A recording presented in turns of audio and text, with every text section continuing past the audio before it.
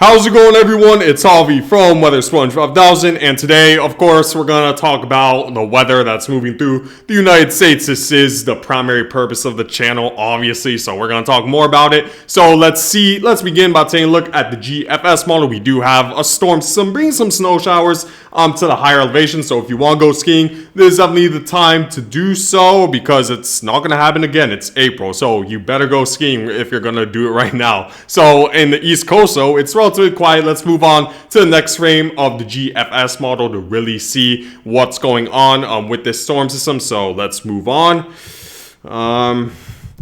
Okay, so I apologize. The internet's a bit laggy. I'm using Internet Explorer, by the way. We know, or Microsoft Edge, as they call it. We all know how that goes when it comes to lag. So bear with me while this loads. This is also a pretty old laptop, so I definitely needed to add some upgrades to the Weather Sponge 5000 Studios. But I digress. Let's see this load up. It's not loading, but just give me 1 second. Alright, so there we go. It has loaded up. It is a little bit zoomed in. I do apologize for the inconvenience. You know that Microsoft Edge isn't very good when it comes to this kind of stuff, but we do see a snowstorm moving through the Midwest and focusing a little bit further eastward. We do see an interesting feature. We do see a tropical storm developing just off the Carolina coast. It is April. This is fairly rare, so I'm a bit surprised by this. But again, the forecast is still uncertain as usual. We all know weather is unpredictable, and maybe this was just a goof up from the GFS model. Typically, it doesn't develop something like this within only 18 hours out, so who knows? Maybe this was just a screw up. Maybe this was Microsoft Edge, the internet browser, being very bad again. Who knows? Maybe, but I'm sure by the next frame it's gonna get better. So let's move on to the next frame. Probably the GFS model is having a little bit of error, so let's move on. So here's the next frame, and we do see our winter storm moving through the mid. What is this hurricane doing right up along the East Coast? So apparently this is now a 933 millibar hurricane that's expected to happen right around the April 4th to 5th time frame, making landfall right over the Northeast. So of course, this is quite rare, up to historic proportions. Seeing a 933 millibar hurricane, that's equivalent to a Category 5 in the month of April, right next to a pretty strong mid-latitude cyclone, bringing some snowfall over the Midwest as well as rainfall. So you should expect devastating impacts. If you're right up along the Northeast, you should evacuate, or better yet, not even evacuate. Just accept the fact that you're going to get hit at this point, because there's no hope when it comes to a hurricane making landfall at 933 millibars in the Northeast during the month of April. So at this point, accept your fate in the Northeast. You should expect anywhere between 30 to 50 foot storm surge right up along New York Harbor and up along the Jersey Shore, up along the Long Island coast, Connecticut, Rhode Island. You should expect devastating impacts. You should expect wind gusts well over 180 miles per hour all throughout the Northeast. So this is definitely very bad news for the Northeast, and I wish you all the best because it's going to be very bad by the time we approach later this week. So for some reason, this hurricane is expected to develop over water temperatures between 50 and 40 degrees. So this is definitely quite an anomaly, nothing I've ever seen before. But yeah, it's going to be bad for the Northeast. There's no hope. Don't even evacuate, because what's the point? It's over for the Northeast. This hurricane's going to be very, very devastating. You're going to be inundated with 50-foot storm surge, maybe a little bit more than that in some areas. So definitely watch out for that all throughout the Northeast. But how about the aftermath of this potential hurricane? So let's move on to the next frame of the GFS model. Again, may take some time.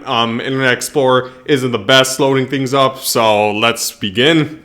So continuing to move forward with the forecast, we do also have a rare winter storm that's going to develop right over the Southeast. So we're seeing extremely heavy snowfall as well as blizzard conditions right over pretty much the entirety of Florida. The rain snow line will be as far south as potentially Cuba, and who knows, we might even see snowfall as far south as Mexico, as well as the Cancun area and going into other Caribbean islands. Maybe Haiti and Dominican Republic could also get involved with some heavy snowfall and blizzard conditions out of this winter storm this weekend. So you definitely need to prepare accordingly.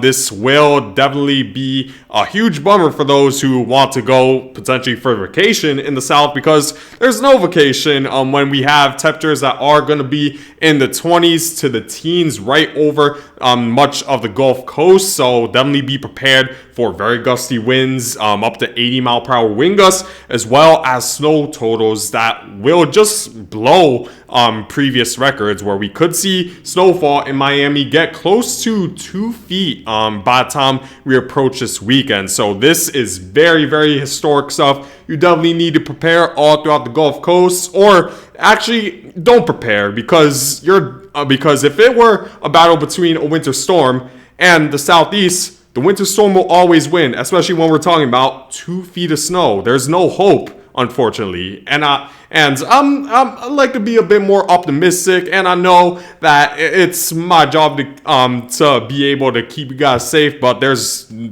nothing to be saved out of a scenario like this, unfortunately. So I do apologize for the inconvenience, but definitely be prepared all throughout the southeast for just historic snowfall. And you're probably wondering how much snowfall exactly. Well, let me show you the map right now, as well as a projected path of this potential hurricane making landfall right over northeast a little bit later during the week. So here's the current projected path for the next couple of storm systems moving through the northeast as well as southeast, or pretty much the entirety of the southern United States. I mean, everyone gets involved in a historic scenario like this. So by tomorrow night, we should see this stormfall be around a category 4 just off the east coast on 140 miles per hour. And of course, wind gusts will be much higher than that. And again, that 50-foot storm surge should be able to pretty much demolish everything right up along the coastline. So definitely just be aware of that. And then this should make landfall right around 130 miles per hour, right up along the New Jersey, New York coast, and even Connecticut could get involved. Pretty much the entirety of New England is going to be very, very devastated from this storm system. So just make sure to accept that fate. And then moving forward, it should weaken by the time it again moves inland into the northeast to 60 miles per hour on Friday evening. But at that point, everything will be destroyed. So that's only an inconvenience. Moving on to the southern United States, we should expect 18 to 24 inches of snowfall throughout cities like New Orleans, into Tallahassee, into Orlando, into much of Georgia, Alabama, Mississippi, South Carolina. Definitely be prepared for the biggest snowstorm you've ever seen, and potentially wind gusts up to 80 miles per hour and wind chills that could be below zero. Miami should get involved with right around 6 to 12 inches of snowfall, not as much, but that's definitely going to be very historic for that area. 3 to 6 inches of snowfall for cities like Oklahoma City, extending just to the west of Dallas, into much of New Mexico, and into Arizona as well. And we even could see some snowfall right over Southern California, where LA and San Diego should get involved. So definitely be prepared for just a crazy time period when it comes to weather for the United States. I hope you guys all stay safe, and I thank you all for watching.